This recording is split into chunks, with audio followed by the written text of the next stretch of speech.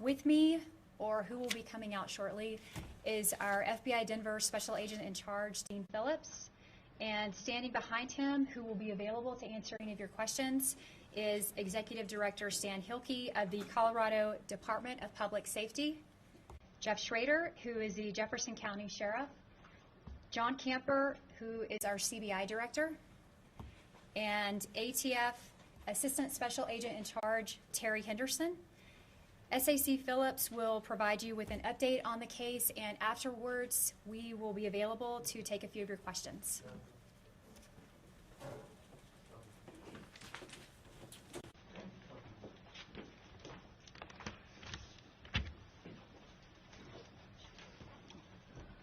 Thank you all for being here today. First off, I would like to say I recognize the sense of anxiety among the residents of the Denver metro area over the last 24 to 36 hours. There was a lot of information flowing, and it was troubling for some, causing a lot of anxiety. I fully recognize that, and I want to thank you for your patience and understanding as we dealt with this trying potential threat to the community. As you know, Ms. Sol Pais traveled from Miami to Denver, and soon after procured a weapon from a store here in the local area. We, based upon, we had heard from Miami threat information, potentially threat information, based upon her actions and comments that she had made to others. We took it as a credible threat to the community and potentially a threat to schools in the area, although non-specific to any particular school. We started working immediately with our state and local counterparts, trying to address the threat, to identify her, to determine where she was at, and to try to locate her. It was a long night. We had a 24/7 command post that we stood up immediately. We had federal, state, and local partners that participated throughout. It was an incredible effort in the Denver metro area, I can tell you. Late this morning, we started an expanded search of the Mount Evans area between FBI special agents and the Clear Creek County Sheriff's Office. And during that search, we found the body of Ms. Pais. She appeared to have died from a self-inflicted gunshot wound. We subsequently sent out our evidence recovery team as well, because we're going to assess the crime scene, if you will, and make sure that there's nothing further, no other further criminality involved with that crime scene.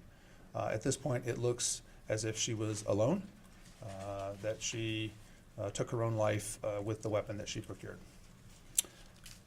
We will continue our investigation at this point.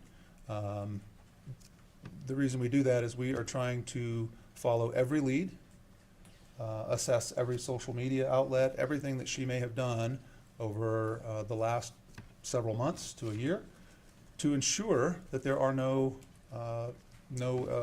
accessories, that there are no accomplices that might be working with her.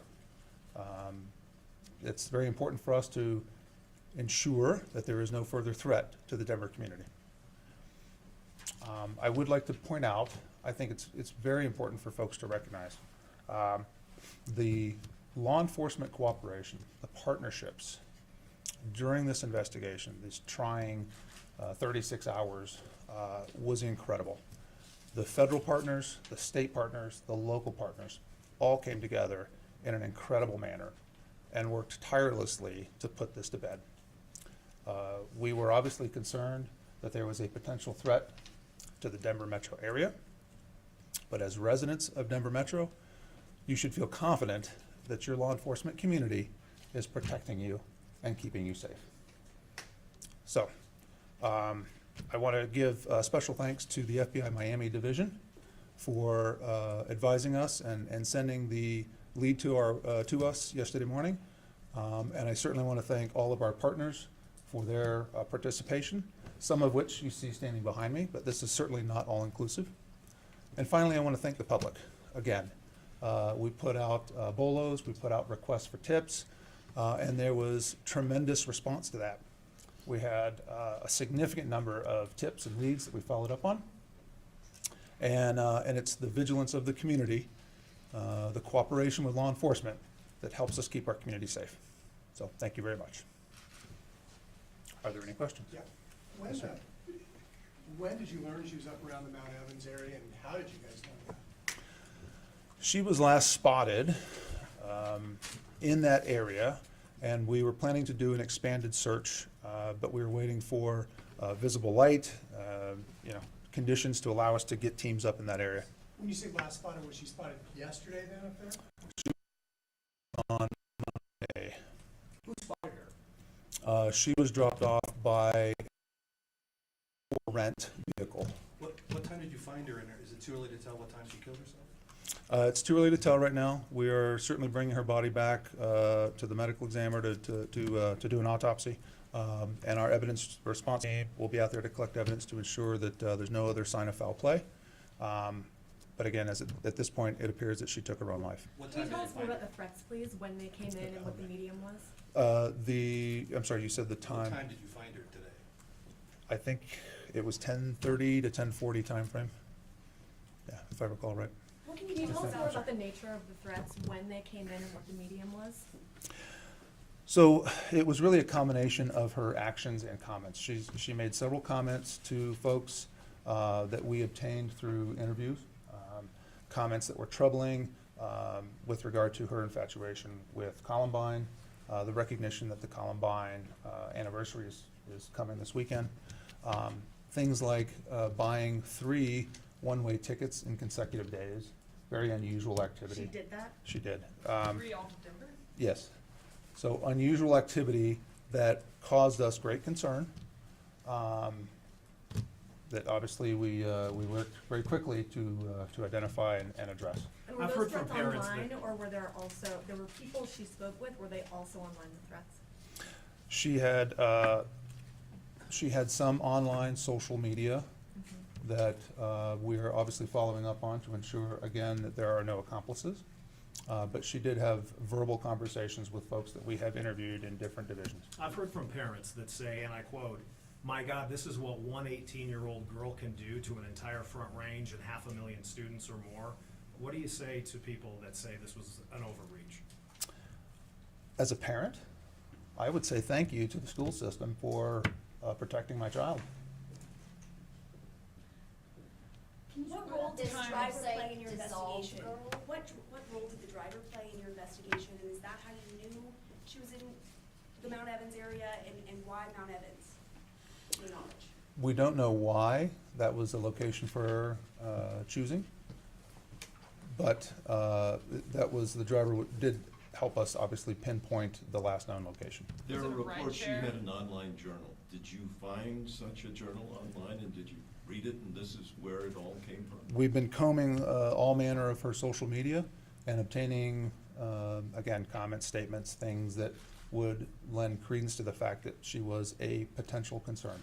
Was there a specific journal online that you found? I really don't want to talk about any specific journals that she might have posted. Is When this did she first website appear on your Dissolved radar? Girl not connected? I'm sorry. There's a website called Dissolved Girl that has been connected to her. Is it not connected to her? We're following up on every lead to see if there was any other accomplices or other matters that we need to follow up on. Do you know It's when- still in progress. But is that website part of what you're looking at? It is part of what we're looking at. Can you clarify the timeline about when she landed and when she purchased the gun? She purchased 3 one-way tickets in successive days on the 15th, 16th, and 17th. She flew out on the 15th, on the first day. She went directly to the store to procure the weapon.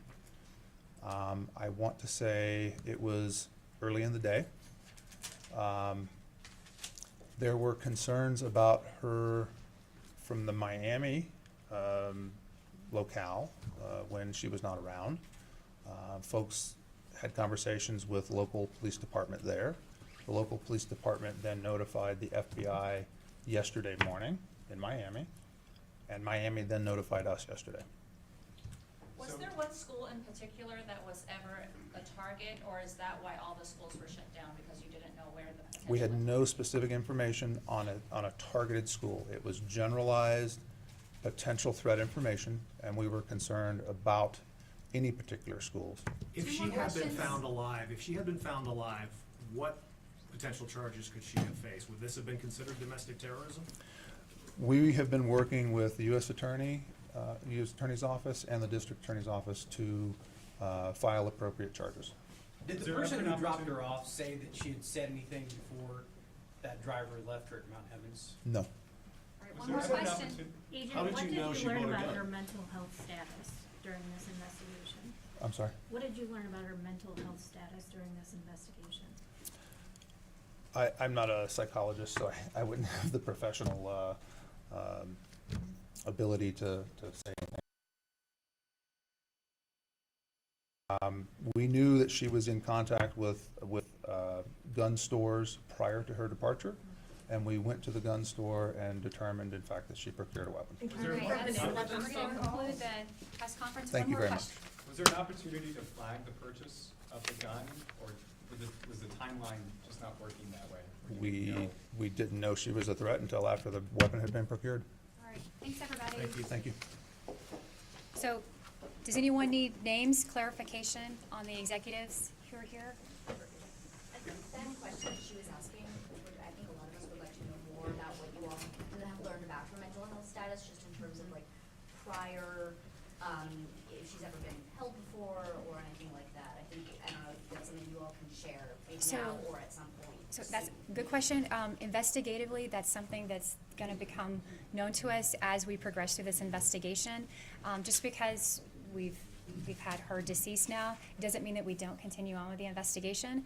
From a mental health perspective, I think the SAC Phillips is correct in that that's something that we would prefer to leave to mental health professionals to make the assessments versus us. Yeah, and I Speak guess to that. So the question is like, have mental health professionals in the past made some sort of assessment that might tell us more about her? That we can't comment on, as it's still active and ongoing, and so we hope to provide you guys with more information. There's probably FOIA requests that you can make as well on down the road. Can you confirm the name of the gun shop? No, I can't. I can't provide that information. Because I don't have it handy. Not because I think it is out there in the It is. media already. Amy, do you know can you specify what kind of gun she bought and how much ammunition? That I can't confirm either.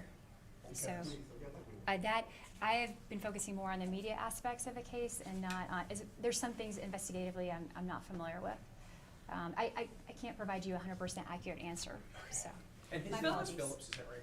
SAC Dean Phillips, correct. You Can said you it spell was a that? rented car. Was it rideshare or rented or a taxi? That, I believe he answered a question about, there's some things investigatively we can't provide additional comments on. Well, it's So- been reported that it was a rideshare, but then he said a rental car that had a driver. Right. Can you confirm that it was rideshare? I can't. It's still active and ongoing, and so we'll try to provide you guys with more details in the coming weeks. Thanks, everyone. Thank you. His name again was what? Dean Phillips. Is it D-E-A-N? D-E-A-N, Phillips.